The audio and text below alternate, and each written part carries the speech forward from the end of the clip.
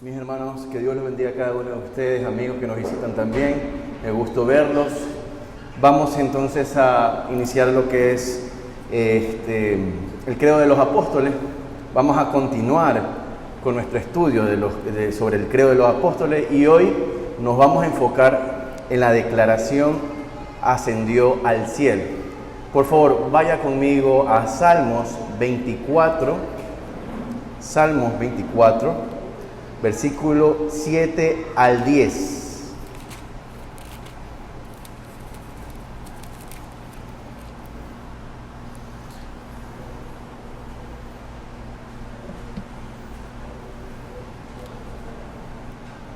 Salmos 24, versículo 7 al 10. Dice la palabra de Dios: Alzad, oh puertas, vuestras cabezas, y alzaos vosotras, puertas eternas, y entrará el Rey de Gloria. ¿Quién es este Rey de Gloria? Jehová el fuerte y valiente, Jehová el poderoso en batalla.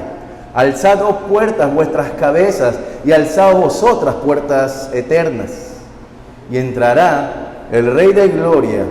¿Quién es este Rey de Gloria?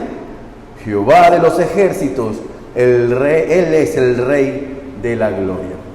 Mis amados hermanos, en el sermón anterior, nuestro hermano Juan nos recordó que nuestro Señor Jesucristo, al tercer día, resucitó entre los muertos. Eso es lo que pudimos ver hace 2 semanas, predicó Juanito. Esta proclamación sintetiza el triunfo de Cristo sobre la muerte, confirmando su divinidad y abriendo las puertas a la esperanza de una vida eterna.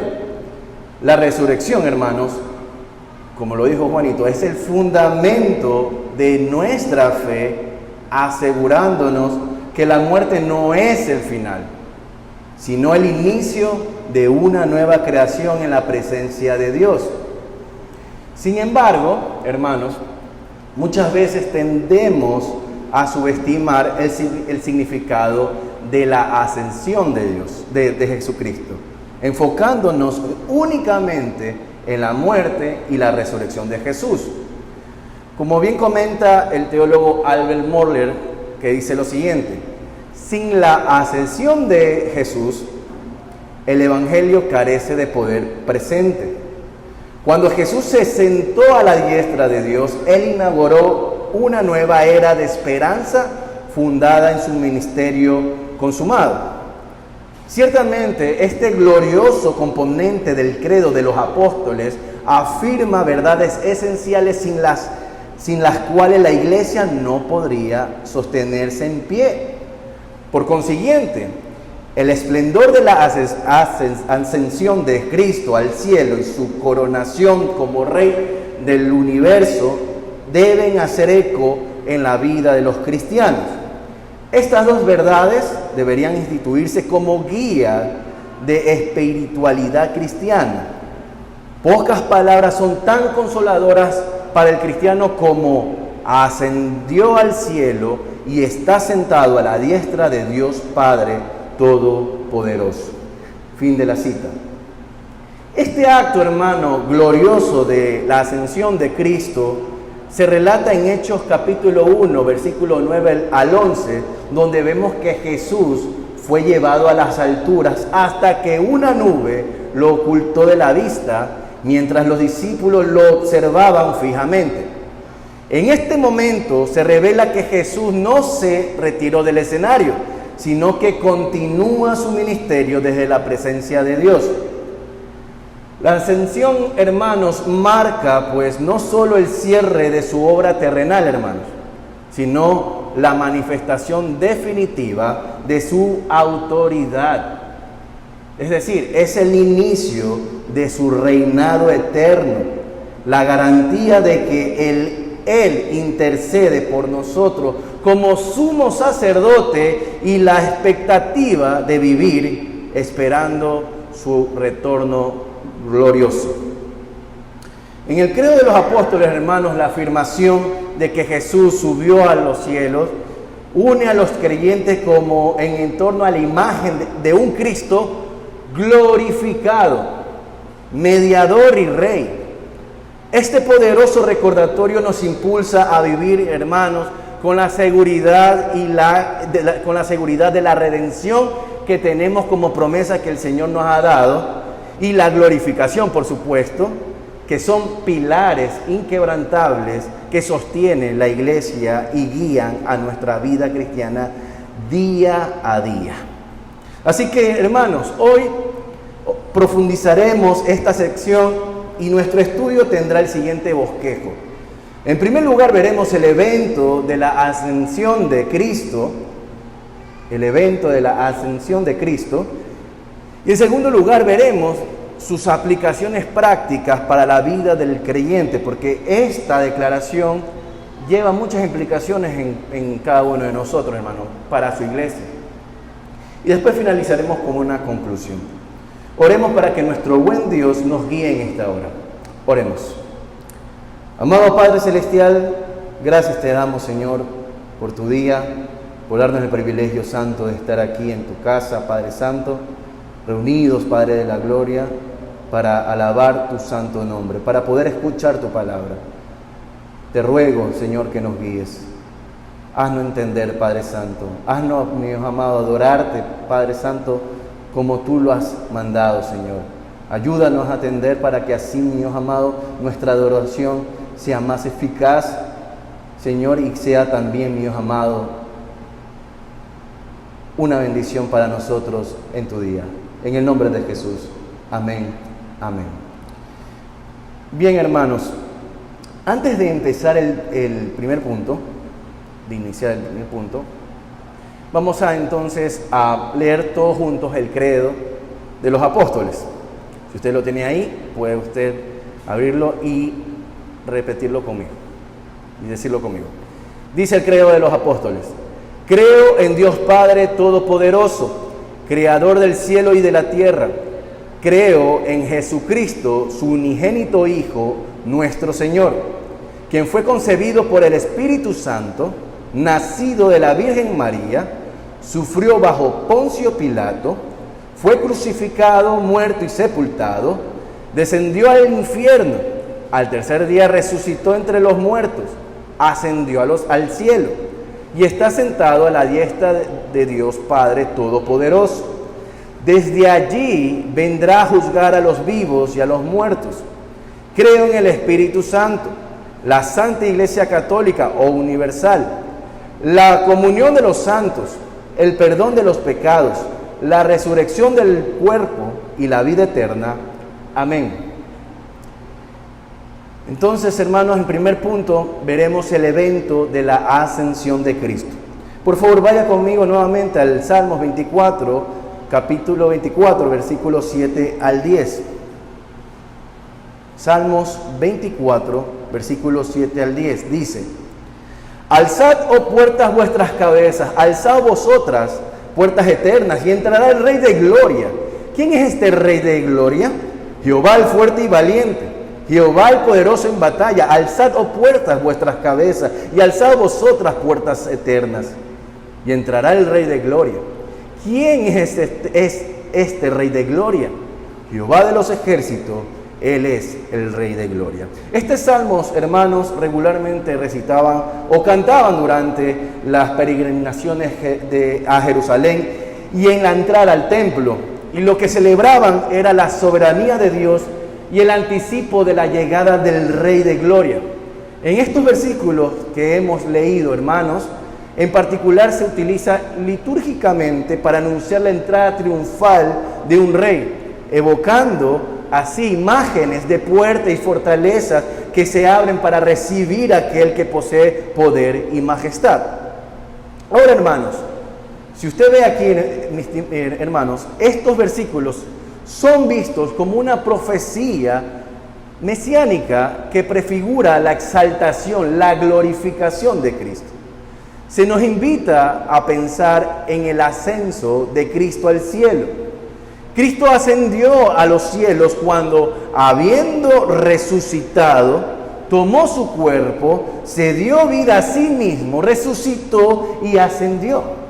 Fue la primera vez, hermanos, que un hombre de manera completa y plena entró en la presencia de Dios.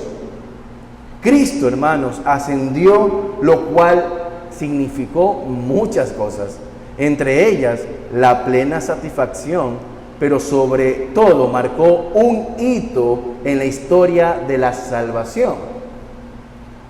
Tan real como es el que el Señor descendió a los infiernos, como nosotros expusimos la otra vez, esto también es tan real como eso.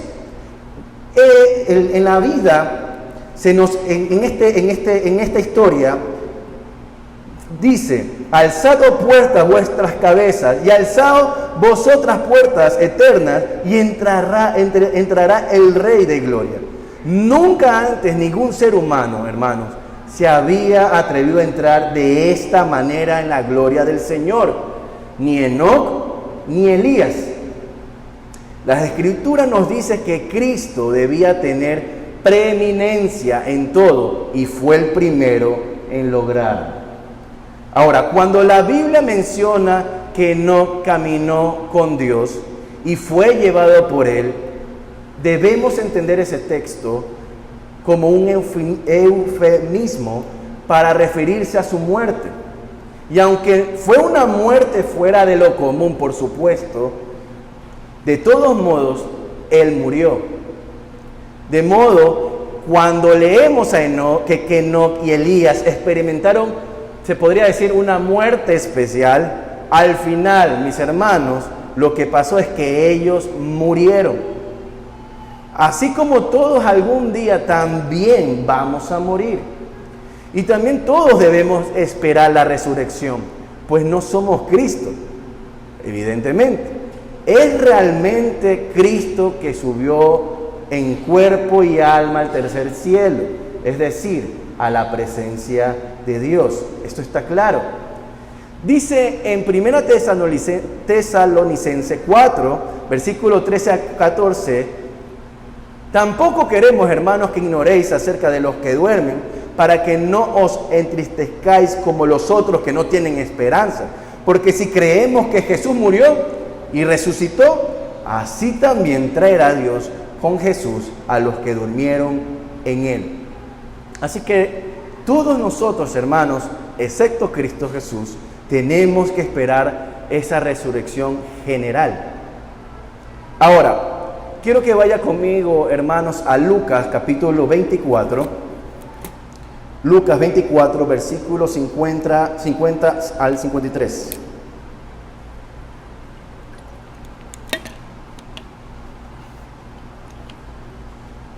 Lucas 24, 50 al 53. Dice: y los sacó fuera hasta Betania, y alzando sus manos los bendijo. Y aconteció que bendiciéndolos, se separó de ellos y fue llevado arriba al cielo. Ellos, después de haberle adorado, volvieron a Jerusalén con gran gozo y estaban siempre en el templo, alabando y bendiciendo a Dios. Amén. En este pasaje, fíjese que se nos presenta a Jesús en compañía de sus discípulos. Después de bendecirlos, se separa de ellos y sube al cielo. Acto que simboliza, hermanos, su glorificación y el cumplimiento de la obra aquí en la tierra. La escena destaca la alegría y la esperanza que llenaron a sus discípulos al ver compartido tan cercana experiencia con el Cristo de la gloria. Y aunque su partida fue impactante, no representó un adiós definitivo, sino la promesa de un retorno y la continuación de su mensaje, pero a través de ellos. Ahora, podemos ver que en Hechos capítulo 1, versículo 9 al 11, por favor vaya conmigo ahí, Hechos capítulo 1, versículo 9 al 11, se refuerza este mensaje al relatar cómo, mientras los discípulos miraban, dos ángeles les anunciaron que Jesús volvería de la misma manera que se había ido. Vaya por favor entonces a Hechos capítulo 1, versículo 9 al 11, dice: y habiendo dicho estas cosas, viéndolo ellos, fue alzado y le recibió una nube que le ocultó de sus ojos. Y estando ellos con los ojos puestos en el cielo, entre tanto que él se iba, he aquí se pusieron junto a ellos dos varones con vestiduras blancas, los cuales también les dijeron: varones galileos, ¿por qué estáis mirando al cielo?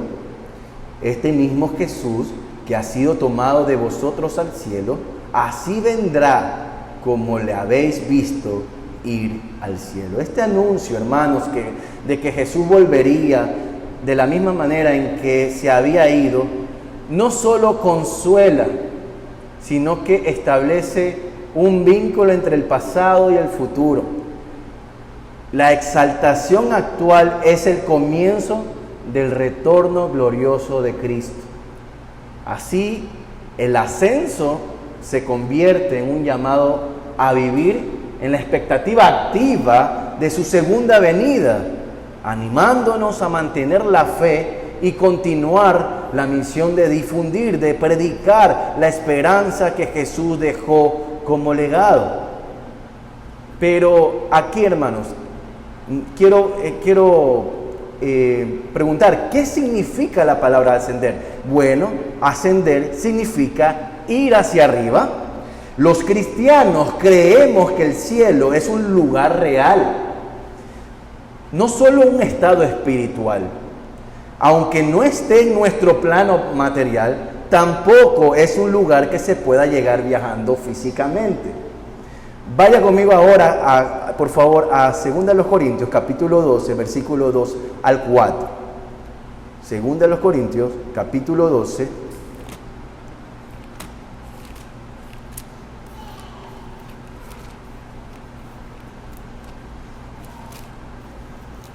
versículo 2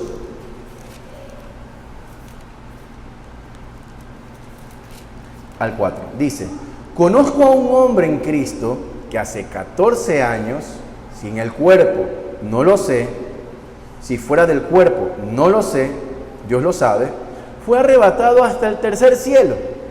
Y conozco al tal hombre, si en el cuerpo o fuera del cuerpo no lo sé, Dios lo sabe, que fue arrebatado al paraíso, donde oyó palabras inefables que no le es dado al hombre expresar. En este pasaje, hermanos, Pablo menciona el tercer cielo, identificado como paraíso, confirmando que es un lugar real. Respecto a la ascensión de Cristo, hay dos eventos entonces relacionados. El primero, que ocurrió en el día de su resurrección, ¿verdad?, como la ascensión privada. Y otro aconteció 40 días después, como testimonio público para sus discípulos. En su primera ascensión privada, hermanos, Jesús pidió a las mujeres no tocarlo porque no había subido al Padre. Si usted recuerda eso, lo vemos en Juan capítulo 20, 17. Posteriormente a eso, permitió que Tomás le tocara después de haber ascendido. Lo va a poder ver en Juan capítulo 20, versículo 27. Y finalmente en Mateo 28, 18, confirma esta ascensión al declarar que toda potestad le había sido dada. La famosa comisión. Las apariciones, hermanos, posteriores de Cristo, mencionadas en 1 Corintios 15, sucedieron entre dos eventos. La segunda ascensión pública, que está registrada en Hechos 1:9 que leímos, fue visible y definitiva. ¿Y por qué? Para evitar que los discípulos esperaran más apariciones físicas de Cristo. ¿Para qué? Para que así puedan ellos dedicarse a la comisión que les mandó el Señor, a dedicarse a su misión, sabiendo que Cristo regresará igual que ascendió. La ascensión de Cristo, hermanos, tuvo un propósito definitivo, que era cumplir las Escrituras, como lo vemos en el Salmo 68, 18, cuando dijo: subiste a lo alto, cautivaste la cautividad, tomaste dones para los hombres y también para los rebeldes, para que habite entre ellos ya Dios. A través de su ascenso, hermano, se hizo posible el envío del Consolador, el Espíritu Santo, como Él mismo prometió en Juan 16, 17. Esto para nada, hermanos, contradice en absoluto su promesa, esa promesa que dijo que Él iba a estar con nosotros. Y por supuesto que Él está con nosotros, a través por medio del Espíritu Santo. Es a través de Él que su presencia se hace real en todo momento, trayendo consuelo a nuestros corazones y alimentando en nosotros anhelos por su gloria venida, su gloriosa venida. Por supuesto, hermanos, que es fundamental que hagamos uso de los medios de Dios que Él ha establecido, y lo hemos predicado también, para así disfrutar de la presencia espiritual de Cristo, especialmente en su día.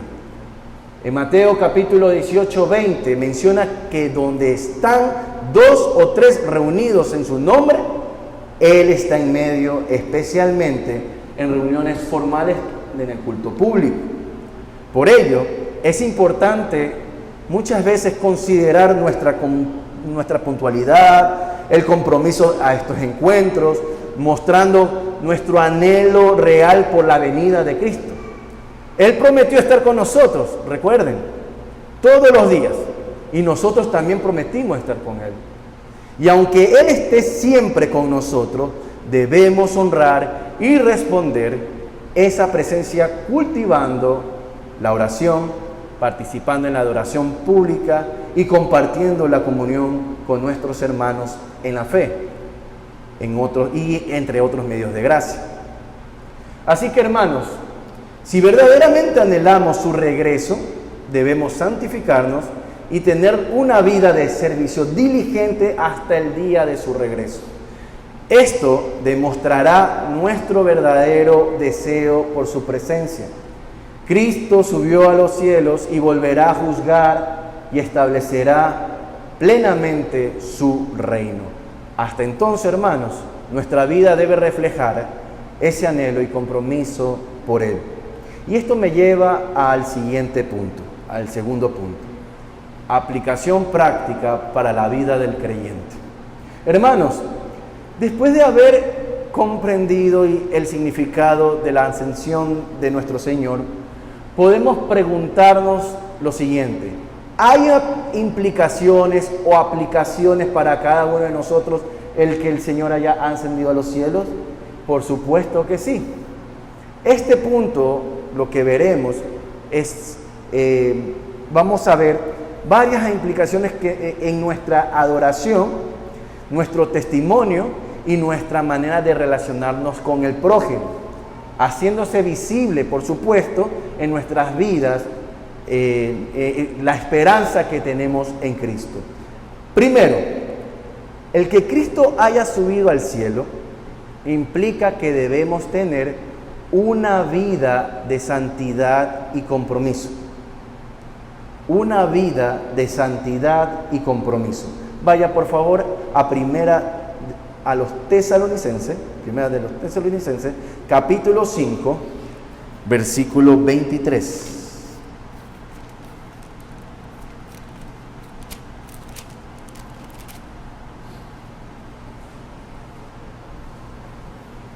Dice la palabra de Dios: y el mismo Dios de paz os santifique por completo, y todo vuestro ser, espíritu, alma y cuerpo, sea guardado irreprensible para la venida de nuestro Señor Jesucristo.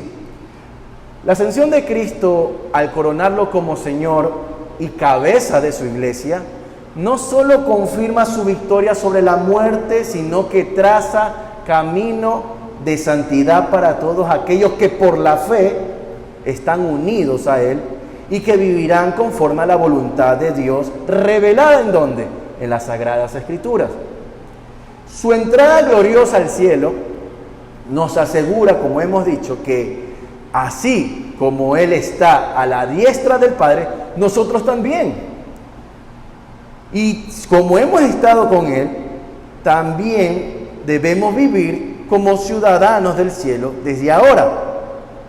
Precisamente en nuestra confesión, la Confesión Bautista de Fe de 1689, en su capítulo 16, párrafo 2, habla lo siguiente: estas buenas obras, hechas en obediencia a los mandamientos de Dios, son los frutos y evidencia de una fe viva y verdadera. Por ellas, los creyentes manifiestan su gratitud, fortalecen su seguridad, edifican a sus hermanos, adornan la profesión del Evangelio, tapan la boca a los adversarios y glorifican a Dios. Fin de la cita. Esto, hermanos, resalta el llamado al compromiso visible y práctico con la vida santa, que refleja, por supuesto, la obra interna del Espíritu Santo de Dios en nosotros. La santidad, por supuesto, nuevamente, hermanos, no es una opción, no es opcional, sino que es una expresión que evidencia que le pertenecemos a Cristo, quien ahora reina desde los cielos. Así que la ascensión de Cristo no solo nos asegura nuestra esperanza futura, sino que nos compromete desde ahora, hermanos, desde la vida presente, una obediencia y una santidad diaria. No vivimos para nosotros mismos, sino para aquel que ascendió a los cielos y que pronto volverá. Entonces, como el primer punto de que Cristo, el que Cristo haya subido a los cielos, implica que debemos tener una vida de santidad y compromiso. Segundo, el que Cristo haya subido al cielo implica que debemos ejercer un testimonio vivo. Debemos ejercer un testimonio vivo. Por favor, vaya conmigo a Mateo capítulo 5. Mateo capítulo 5,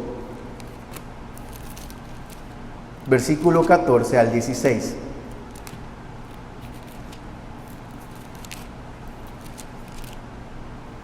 Mateo 5, versículo 14 al 16.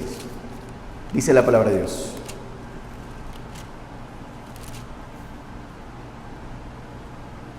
Vosotros sois la luz del mundo. Una ciudad asentada sobre un monte no se puede esconder, ni se enciende una luz y se pone debajo de un almud, sino sobre el candelero, y alumbra a todos los que están en la casa. Así alumbre vuestra luz delante de los hombres, para que vean vuestras buenas obras y glorifiquen a vuestro Padre que está en los cielos.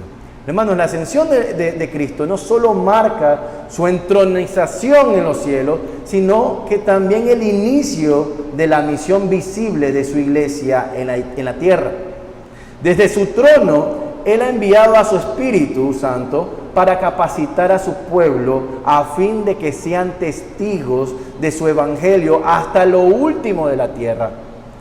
Esta misión no es opcional tampoco, ni secundaria, sino que es una expresión directa de que nuestro Señor Jesucristo tiene autoridad y que hay poder en el Espíritu que habita en nosotros. Nosotros somos capacitados para poder predicar las buenas nuevas de Dios. Al recibir el Espíritu Santo, hermanos, el Consolador, el creyente no solo es regenerado, sino que también es capacitado para proclamar a Cristo con palabras y con obras. Dios ha dispuesto que su pueblo proclame el Evangelio, que es su único medio externo para revelar a Cristo, y la gracia salvadora para que los hombres que están muertos en delitos y pecados puedan nacer de nuevo, ser vivificados y regenerados. Además, como parte de una iglesia local, cada miembro tiene la responsabilidad de ejercer la adoración, la disciplina y el ministerio de Cristo. Esto no es una obra individualista, sino una tarea comunitaria. El testimonio activo de una iglesia viva que refleja el reino del Rey ascendido. Por eso, el testimonio cristiano no es una opción para los creyentes más valientes o preparados, no es aquellos que se han preparado nomás, sino para todos. Es un mandato para todos aquellos que han sido hechos nuevas criaturas. donde el Evangelio ha transformado el corazón, la vida debe evidenciar esa transformación. Si Cristo ascendió, reina y ha prometido regresar, entonces la iglesia debe vivir como una comunidad que anuncia esa verdad con fidelidad, con gozo y compromiso. Así que, hermanos, Cristo ascendió, por supuesto, pero no nos dejó solos. Nos envió al Consolador, el Espíritu Santo, y nos dejó en una comunidad, en una misión clara de ser testigos de su gloria. En un mundo hostil, nuestro testimonio es luz, hermanos. Es luz, como leímos en Mateo 5. Dice en Colosenses 3:17, y todo lo que hacéis, sea de palabra o de hecho, hacedlo todo en el nombre del Señor Jesús, dando gracias a Dios Padre por medio de Él. Así que, en segundo lugar, el que Cristo haya subido al cielo implica que debemos ejercer un testimonio activo. Y en tercer lugar, hermanos, el que Cristo haya subido a los cielos implica que debemos mantener una actitud de esperanza y de preparación. Vaya conmigo a Primera de Juan, capítulo 3. Primera carta de Juan, capítulo 3, versículo 2 al 3.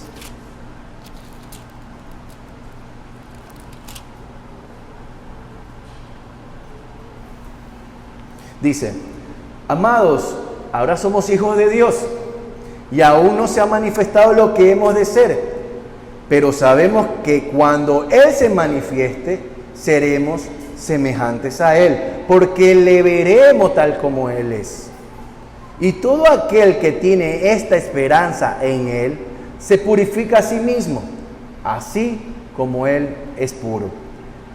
La ascensión de Cristo no es solamente una señal de su victoria sobre el pecado, la muerte y el infierno, sino también una garantía de nuestra futura glorificación.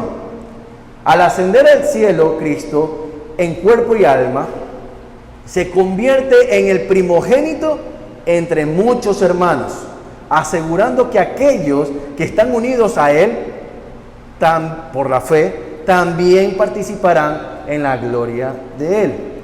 Esto no es una esperanza vaga o emocional, sino que es una certeza basada en la promesa donde Él dijo, donde yo estoy, vosotros también estaréis. El apóstol Pablo lo expresa así, hermano, escuchen.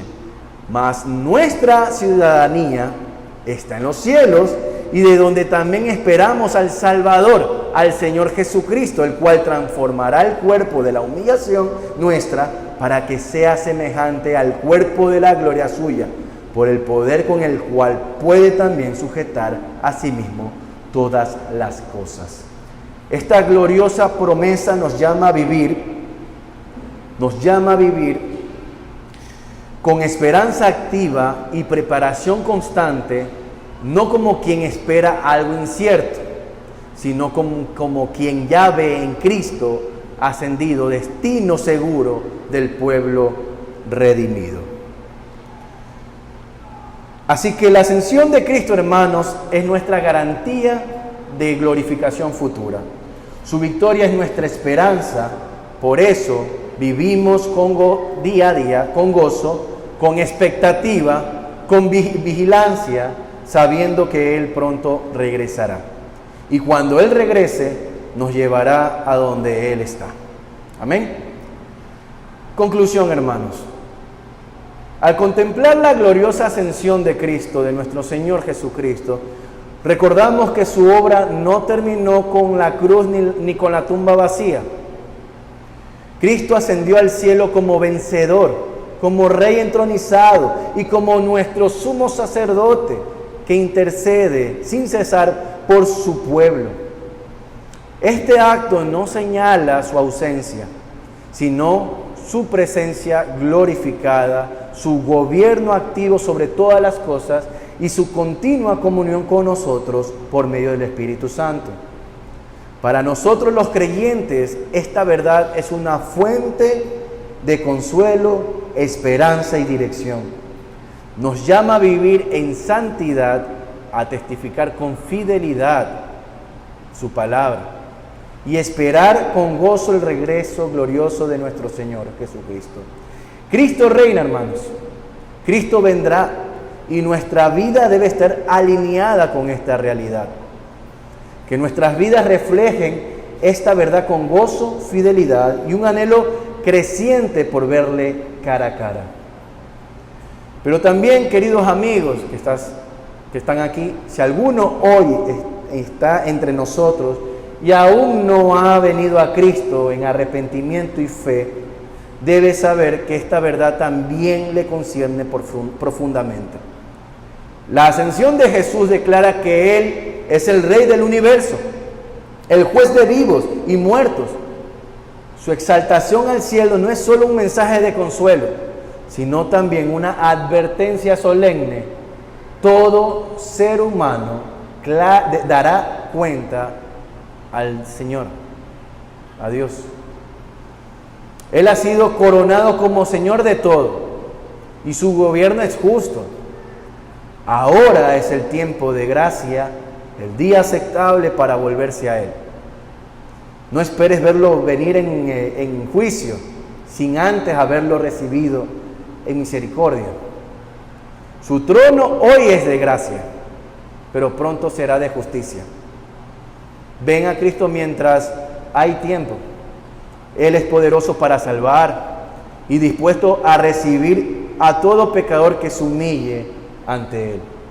Así que si aún no lo conoces, ven a Él hoy. Él reina, intercede y salva, y pronto regresará. Amén. Oremos, hermanos.